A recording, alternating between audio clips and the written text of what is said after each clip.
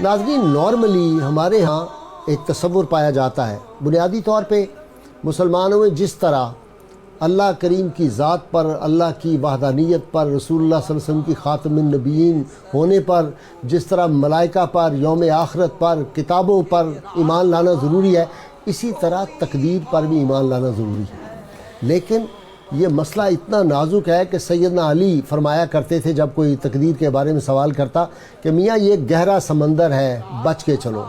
اور بزرگان دین بھی، سیدنا امام اعظم رضی اللہ تعالیٰ عنہ بھی فرمایا کرتے تھے جب کوئی تقدیر کے معاملے میں پوچھتا تو وہ گھبرا جاتے تھے، اس معاملے پہ لب کشائی نہیں کرتے تھے۔ تو یہ نازک مراحل جو ہے ان سے گزرنے کے لیے آج میں نے اپنے مطابق مفتی اعظم پاکستان کو دعوت دی ہے۔ اتنے بڑے عالم مفتی صاحب قبلہ، یہ اسلامی تعلیمات کی روشنی میں تقدیر ہے کیا؟ بسم اللہ الرحمن الرحیم، حامدا للہ عز وجل سبحانہ وتعالی ومصلیا ومسلما علی رسول اللہ وآلہ وصحبہ اجمعین۔ جناب نذیر غازی صاحب، جیسا کہ آپ نے تمہیدی کلمات میں یہ فرمایا کہ یہ اسلام کے انتہائی حساس اور نازک مسائل میں سے ایک ہے۔ امیر المؤمنین حضرت علی رضی اللہ تعالی عنہ وکرم اللہ تعالی وجہہ الکریم سے ایک شخص نے عرض کیا کہ یا امیر المؤمنین اخبرنی عن القدر، کہ اے امیر المؤمنین کچھ تقدیر کے بارے میں بتائیے۔ آپ نے فرمایا بحر عمیق لا تلجہ، یہ بڑا گہرا سمندر ہے، اس میں غوطہ نہ لگاؤ، ڈوب جاؤ گے۔ آپ نے فرمایا کہ طریق مظلم لا تسلکہ، یہ بڑا تاریک راستہ ہے، اس پر مت چلو، اندھیروں میں بھٹک جاؤ گے۔ آپ نے فرمایا کہ سر اللہ فلا تکلفہ، یہ اللہ کا راز ہے، اپنے آپ کو اس کا مکلف نہ بناؤ۔ اس نے پھر سوال کیا کہ یا امیر المؤمنین اخبرنی عن القدر، آپ تقدیر کے بارے میں بتائیے۔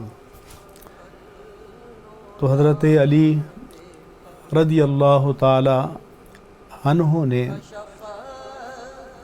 پھر اس کو بتایا۔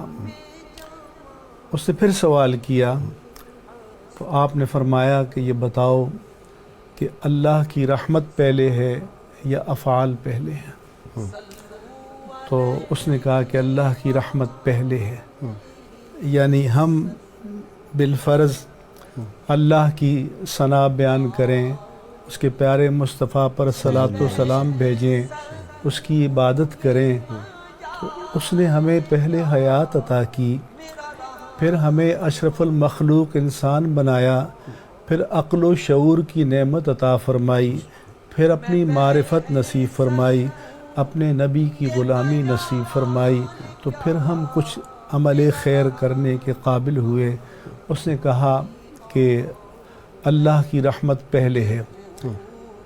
حضرت علی رضی اللہ تعالیٰ عنہ نے حاضرین سے کہا کہ اٹھو، اسے سلام کرو، یہ پہلے کافر تھا، اب مومن ہو گیا، کہ اس نے تقدیر کی حقیقت کو جان لیا اور سمجھ لیا۔ مفتی صاحب، وہ جو ایک حدیث پاک کا، آپ تو ماشاءاللہ مفتی نہیں، مفتی اعظم پاکستان، کہ 50,000 سال پہلے اس دنیا کو پیدا کرنے سے جب اللہ تعالیٰ کا عرش جو تھا وہ پانی پر تھا، اس وقت سب کچھ لکھ دیا گیا تھا، جو آنے والے حالات ہیں، جو تقدیر ہے، قیامت تک، قیامت کے بعد تک سب کچھ لکھا جا چکا۔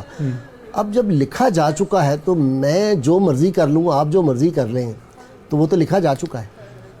جی ہاں، 50,000 سال پہلے بھی ہے کہ سب کچھ مقدرات لکھے جا چکے جی۔ پھر جف القلم، قلم خشک ہو گیا، طویت الصحف، صحیفے مقادیر کے لپیٹ دیے گئے۔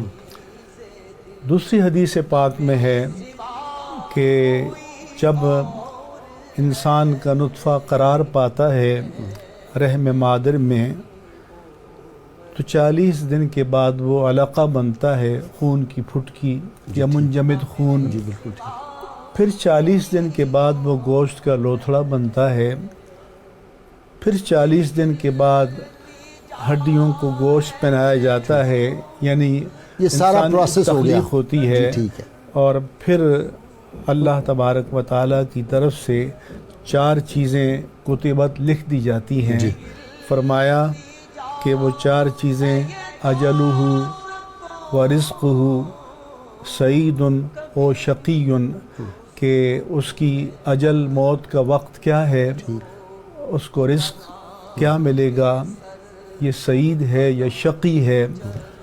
تو پھر کتاب کو لپیٹ دیا جاتا ہے.